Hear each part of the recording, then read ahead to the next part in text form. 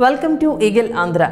ఎండాకాలంలో ఏసీ వాడటం కామన్. ఇతర కాలాల్లో కూడా చాలా మంది ఏసీ వాడుతూ ఉన్నారు. ముఖ్యంగా ప్రభుత్వ ఆఫీసులు, ప్రైవేట్ కంపెనీలు, సాఫ్ట్వేర్ హబ్లలో ఏసీలని ఎక్కువగా వాడుతున్నారు. 24 గంటలు ఏసీలు ఆన్లోనే ఉంటాయి. కొన్ని కంపెనీల్లో ప్రజలు కూడా ఏసీలకు బాగా అలవాటు పడిపోతున్నారు.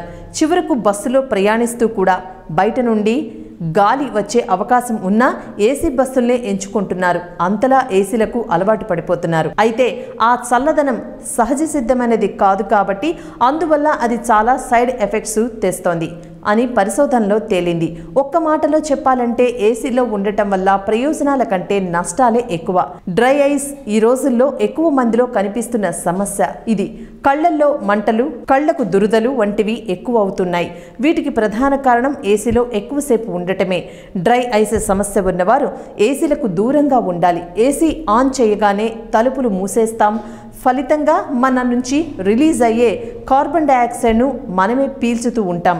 దీనివల్ల ఆక్సిజన్ తక్కువై తలనొప్పి వస్తుంది. దాన్ని లైట్ తీసుకుంటే క్రమంగా అది మైగ్రేన్ తలనొప్పిగా మారుతుంది. ఒక్కసారి మైగ్రేన్ తలనొప్పి వస్తే ఇక అది మళ్ళీ వచ్చే ప్రమాదం ఉంటుంది.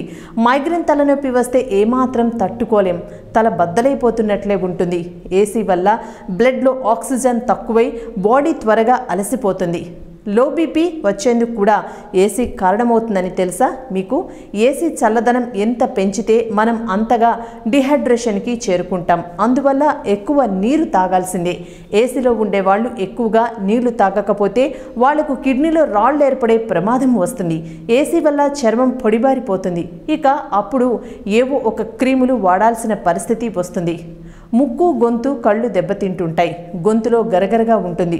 ముక్కు దిబ్బడ వచ్చినట్లు అవుతుంది. దీనికి కారణం ఏసీ వల్ల వచ్చే వైరల్ అలర్జీలే, ఆస్తమా వంటి సమస్యలు. మనకు ఏ అనారోగ్యము లేనంత కాలము బాగానే ఉంటుంది. ఒక్కసారి ఆస్తమా లాంటి సమస్య వచ్చాయంటే అవి ఓ పట్టాన పోవు. ఎన్ని మందులు వాడినా తగ్గవు. ఏసీ వల్ల కూడా ఆస్తమా వచ్చే ప్రమాదం ఉంది కాబట్టి వీలైనంత వరకు ఏసీకి దూరంగా ఉండాల్సిందే. నీరసం, నిస్సత్తువ, ఏదో పోగొట్టుకున్న వారిలా తయారవుతాం.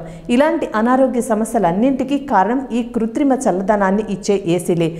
కాబట్టి ఏసీలకు దూరంగా ఉండాలి. ఏసీల వల్ల మరో సమస్య అలర్జీలు. ఎలుకలు, పందికొక్కులు వివిధ ఆఫీసుల్లోని సెంట్రల్ ఏసీలో గూడు కట్టుకుంటూ ఉంటాయి.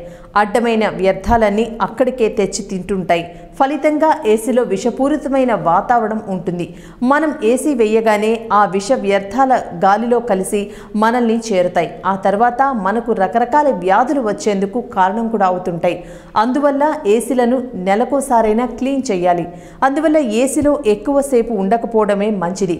వీలైనప్పుడల్లా బయట వాతావరణంలో ఉండాలి. ఆఫీసులు, కంపెనీల్లో తలుపులు, కిటికీలు తెరవాలి. సహజ సిద్ధమైన గాలిని లోపలికి రానివ్వాలి. Thank you for watching Eagle Andhra. Please like and subscribe Eagle Andhra.